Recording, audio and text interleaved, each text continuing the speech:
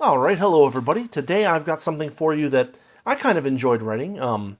So there's a company that has a magazine called Anvil Magazine. They're called Iron Age Media, and every week they basically put out like a picture and a title, right? And the idea is for that picture and that title to be kind of a prompt for you to write a piece of short fiction or flash fiction. And so back in 2023, last year, I they had this picture that they put up, which I'll post right here so that you can see what it looked like, and it had the prompt title "The Castaway." Well, I wrote a piece of flash fiction based on that picture, and also, considering that we just had that video that I did about the Voyager 2 probe thing, I actually took a little bit of knowledge about Voyager and Voyager 2 and incorporated it into the story. So I found that pretty enjoyable, but I figured I would go through this real quick and we will see how it goes. So, without further ado, we have the fifth. We've done it, Tom said, nearly a whisper. We've left the solar system. He glanced at the numbers on his screen, half in disbelief. They were the first humans to make it outside the Kuiper Belt, 55 times further away from the sun than the Earth. The trip had taken nearly a month, using the most powerful rockets the human race could produce. Even now, the thrusters continued their burn, creating a weak but definite sense of gravity inside the ship. The danger of collision was nearly gone now, rapidly declining on an exponential. Soon the four caretakers of the Lotus would retire to their quarters and would enter a cold sleep, along with several thousand of their fellow men and women, for a period of many years. It would take that long for them to reach their target, a planetary system surrounding a yellow main sequence star nearly 10 light years from the Earth. This crew of volunteers were mankind's first attempt to colonize the stars. Tom, at his computer, was measuring and calculating distances, confirming that everything was where they thought it would be. The system compared the distances between the sun and the planets, all now so faint as to be no different to the human eye than any other star, to a complex solar model, and confirmed once again that they were beyond the limits of the natural halo of particles trapped in orbit around the sun. Alex was monitoring the nuclear reactor, the source of the vast and long-lived power that the Lotus would need to keep its people alive for those years of cold sleep. The pile was at exactly the right temperature, providing the slow trickle of energy that they needed without burning through the uranium pellets too quickly. He tapped some numbers into a waiting console, and it spit out the result of a complex calculation. At current rates, the fuel would last over 200 years, far more than they would need, even with the thrusters burning the whole time. Rachel was using the ship's sensors to catalog the last few pieces of debris that they saw before they left the belt. She would collect the data into a report, the last bit of human communication the Lotus would have with Earth, and it would take nearly 9 hours for the transmission to reach.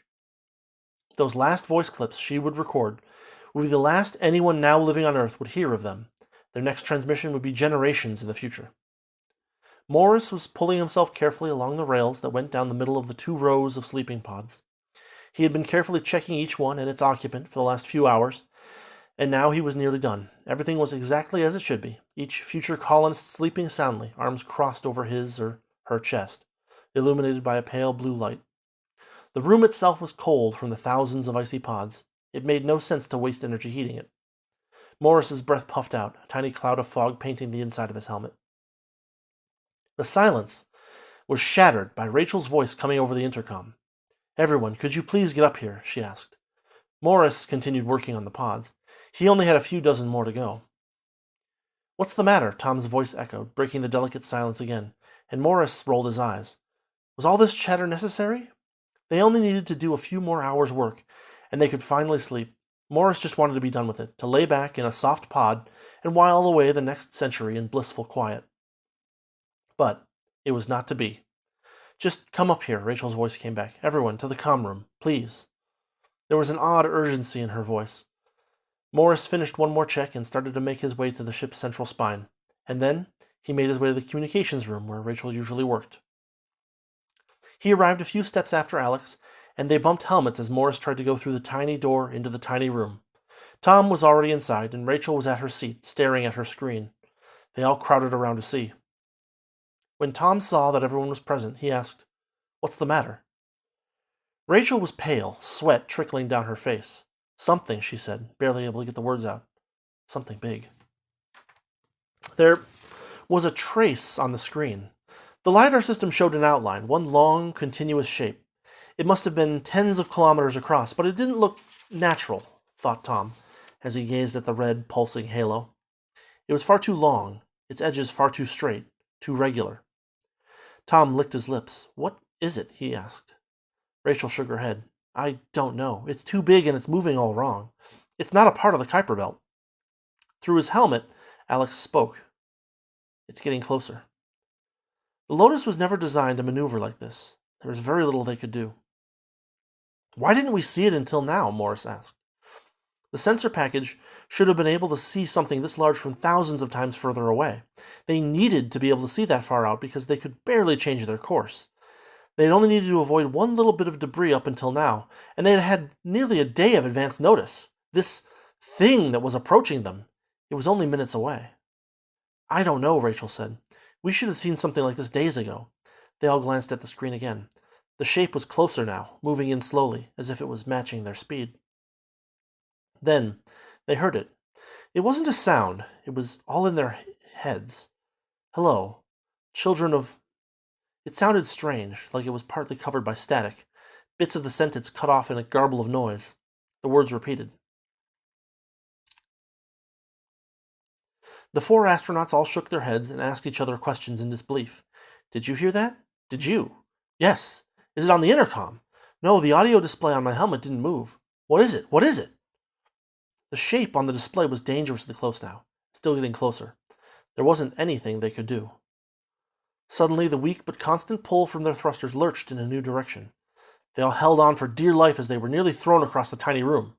The familiar hum of the thrusters died out, and a moment later they were perfectly weightless.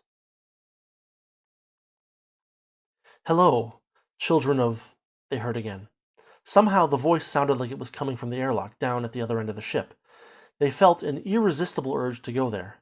Meter by excruciating meter, they pulled themselves along the rails toward the airlock, barely conscious of their own movements. All of them were silent. As their bodies moved, hardly within their control, their minds went wild. They felt fear, as if, were they to say anything, that strange message might ring through their minds again.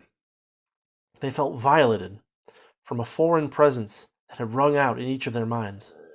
Tom gritted his teeth. Alex swallowed, trying to keep his nausea in check.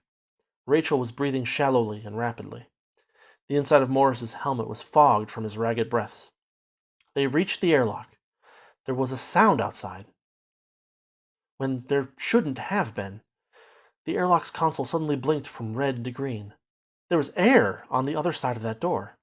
The console blinked again, and the door opened with an eerie grind. No one had touched anything. They only stared in shocked silence.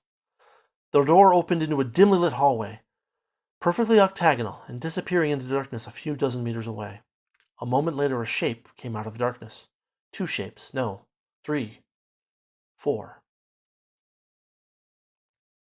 The 4 astronauts, tasked with protecting thousands of helpless people, faced 4 shapes that came out of the darkness. 4 long, flexible, cylindrical shapes slithered toward them, each coming along a different side of the octagonal hallway. The shapes approached, and finally they reached the harsh fluorescent lights of the Lotus's interior. What the 4 astronauts saw stunned them to silence. Each of the shapes wore one of their faces on the end closest to them. Each face had a strange expression, like motion sickness, but it was wrong somehow. These things didn't know how their faces should be, how the muscles and bones beneath the surface should work together.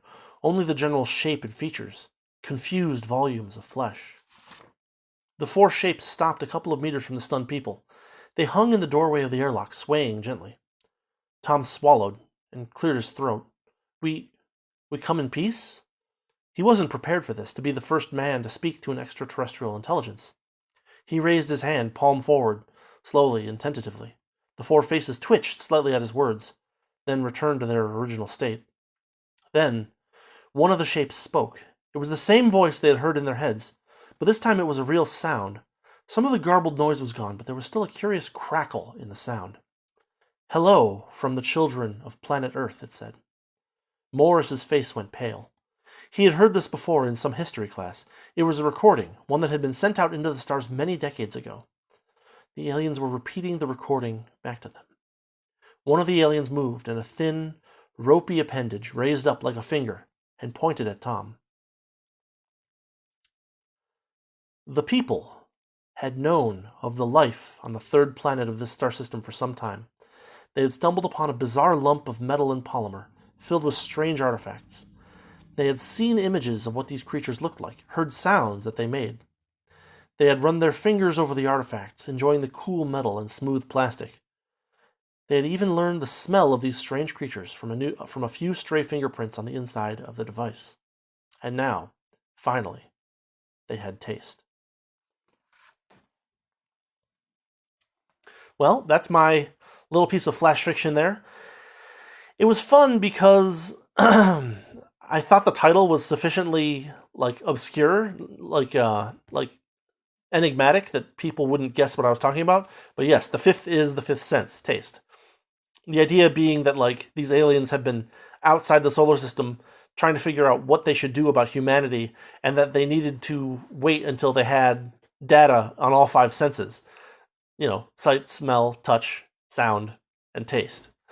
The idea is that it doesn't bode well for the rest of mankind, and especially doesn't bode well for the people who are on the Lotus. So yeah, that's my thing for today. I kind of enjoy that story because of the little twist at the end and the little touches of hard science in there. I actually had to look up real distances of how far out the Kuiper belt is, how long that is in light hours kind of thing, transmission times, things like that. So it was kind of fun. And then, the planet is 10 light years away. I said maybe it takes them 150 years to get there kind of thing. I don't know. It's a little bit foggy, and of course it was a little less foggy when I came up with it last year, but I didn't keep detailed notes, so whatever. It's all good. Anyway, that's all I've got for you for today, and it's Friday, so I hope you all have a good weekend. As always, thanks for watching, thanks for listening, and I hope you have a good one. See you later.